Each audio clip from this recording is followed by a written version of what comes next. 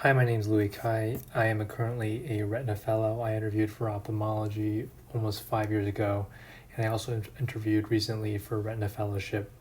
I wanted to give a couple of tips, 3 tips actually, about how to have a successful interview. I'm not a natural interviewer, so these are some things that really help me feel a little bit less anxiety before my first interviews, and I think help me perform better than I would have if I didn't prepare. So, the very first tip I want to give is understanding the context of your interview. You have to know who is interviewing, who is interviewing you. It's not your friends; they are professors. There are people who have trained longer than you have, who have seen more patients than you, and typically who are older than you. These people are probably around your, you know, anywhere from 5 to 10 to 20, 25 years older than you. So knowing who is interviewing you should change the way and the vernacular that you use. You're not speaking to someone who is younger than you, so don't use slang.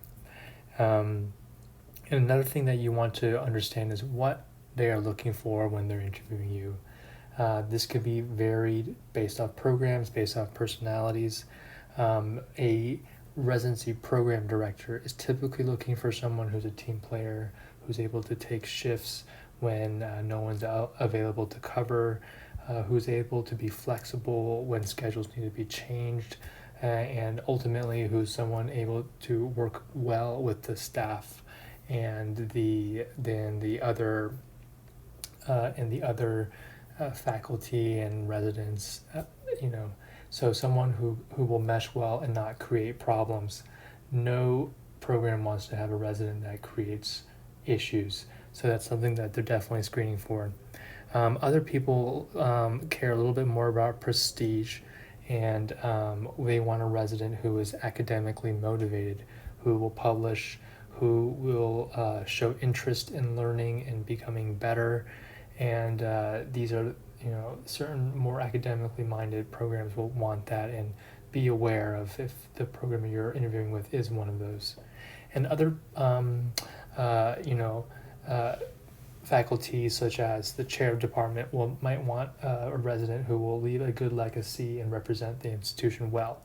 And these are important for people who want residents to go on to become chairs, who want to go on to become national speakers and on the podium and represent the institution. So people who are usually more big-minded and in control of the institution's direction are looking for residents who are more will contribute more to the institution's legacy. And knowing in what context an interviewer is working with you is also important.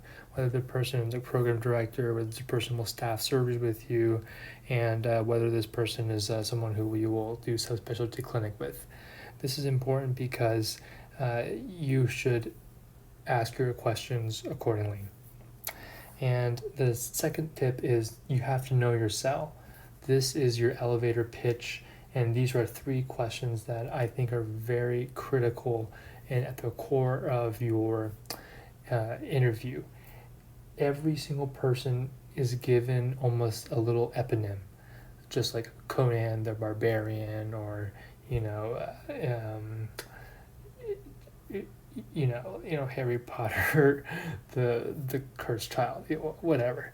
But essentially, the interviewers are going to talk about you with some kind of eponym. Things I've heard in the past are, the person who was the champion track runner, who was the person on Jeopardy 3 times, who went to Africa for 2 years as a Peace Corps.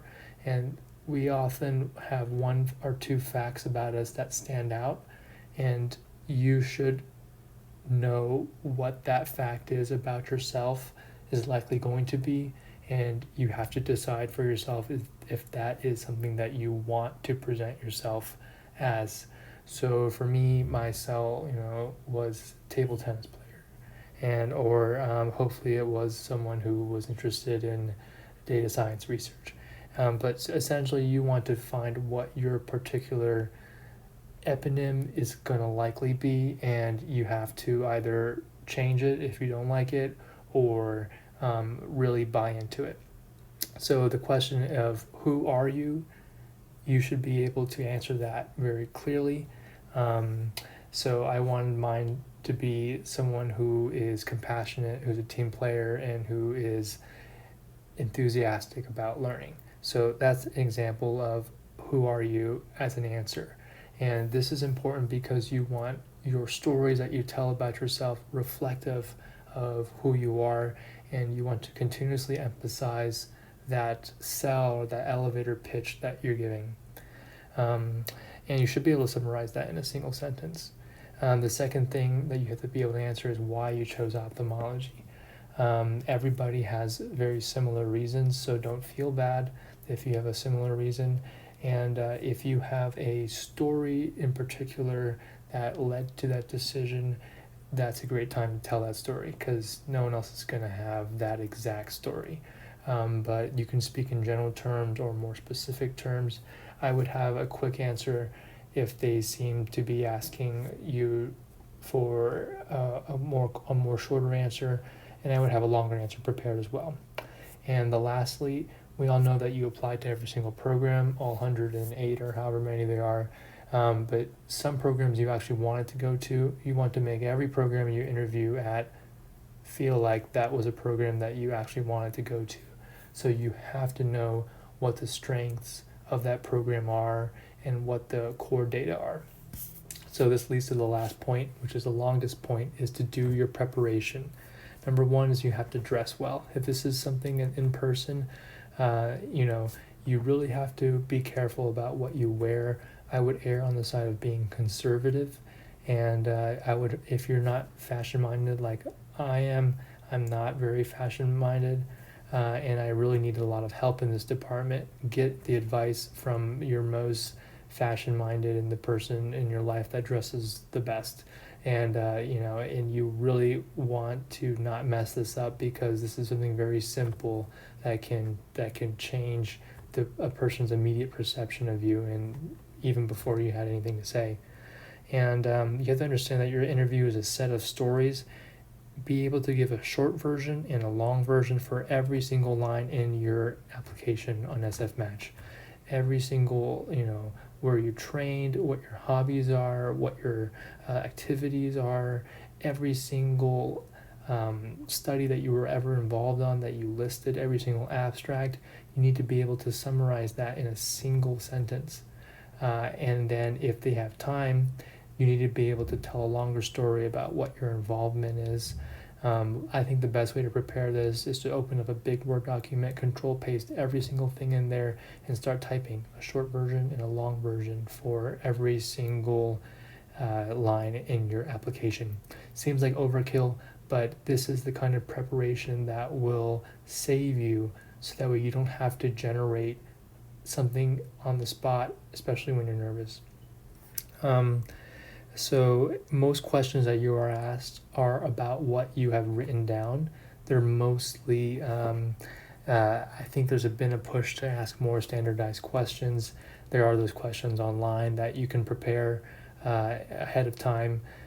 There's no way to prepare for everything. Questions I were asked are how I resolved the interpersonal conflict, what I did to overcome conflict in general, tell them about an interesting patient, to teach them something, other kind of more obscure things like the last book I read, who I would invite to a dinner if I could, any person from the past, present, and the future, and more. You can't really predict every single question, but in general, you are trying to answer the question according to your own agenda, which is to emphasize who you are, what your strengths are, and you can definitely try to redirect these questions back to your own agenda. So I'll give you an example.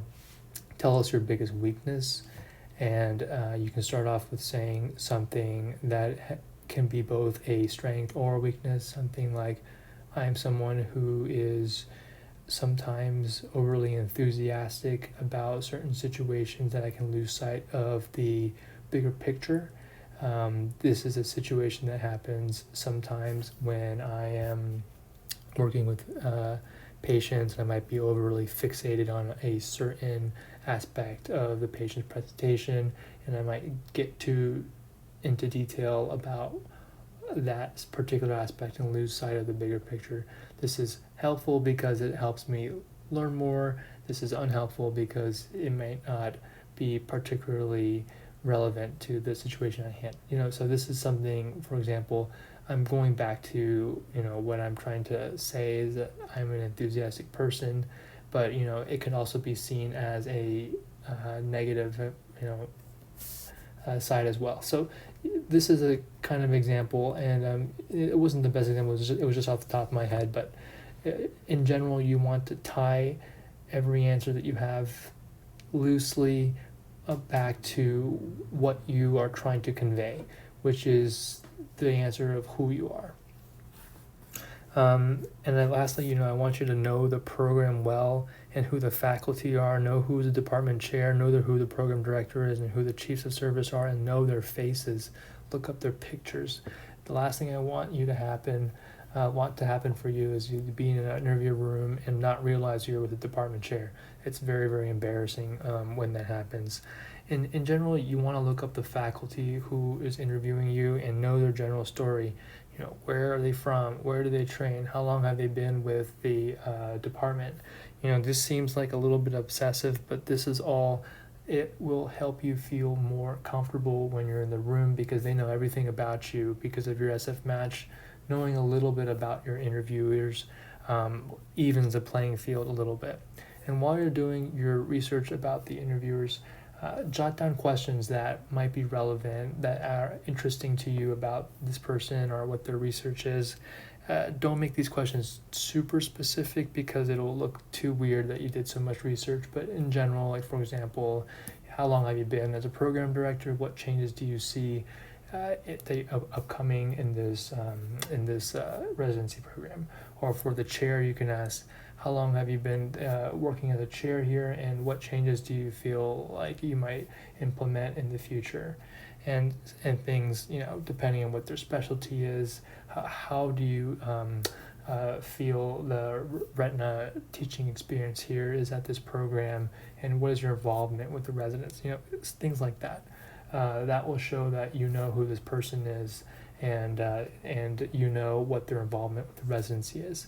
And it may seem weird to you that you know this simple stuff, but they will feel like this is very common knowledge that this person is involved with the residency, etc. And you want to save. You don't want to waste your question asking very basic things that you can find out from the residents. So, really pay attention during the presentation. Is this a more of a resident independent centric program? Is this a more supervised learning program? Or is there a VA involved? What's the call structure like? These are things that residents can answer very well, and understanding these things can help you avoid certain awkward interactions. For example, if a program doesn't have a VA, you don't want to be asking about, is there a VA? And so it just puts the interviewer in an awkward position saying, no, there's not a VA, etc. Okay. And then use the presentation and the kind of the social the night before as material, asking the residents what their favorite parts of the program are and using those aspects as why you want to go to the program. That is a low-key, very easy move to do. You want to practice and get feedback. I'm not a natural interviewer, I'm not a natural speaker, so I relied a lot on my mentors and also my peers to give me feedback on my interview. I remember, I practiced so hard, and my mentor told me that I got a B+ on my interview after he kind of graded it arbitrarily.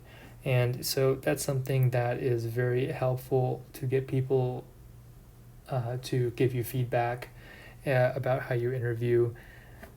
These are things that you might not know about yourself, and you might not find out about yourself if you don't have anyone to talk to. consider recording your interview and playing it back to yourself.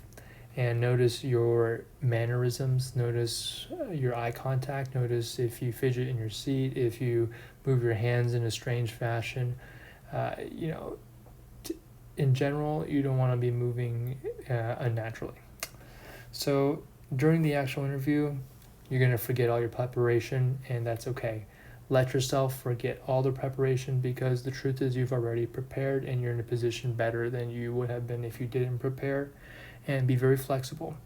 Honestly, the best interviews are the ones where you didn't have to use any of your preparation. The conversation flowed very naturally. You're able to answer the questions honestly and genuinely, and you're able to get some laughs out of your answers and have a good time. These are honestly the best interviews. But sometimes the conversation is very dry. The interviewer is a poor interviewer, and you're just not getting anywhere. If that's the case and you're just super nervous and it's not going well, you rely on your preparation. You go straight to your storytelling that you've rehearsed. You go straight to your core agenda, which is who you are, why did you choose ophthalmology, and why did you choose that program. And so that's my overall framework for how I think about interviews. And I've only had experience doing ophthalmology and special and fellowship interviews, so I don't know if it's applicable to other specialties. Let me know if you think this was helpful, and I appreciate any comments. And I can send this as a little link in part of the description. All right, thanks.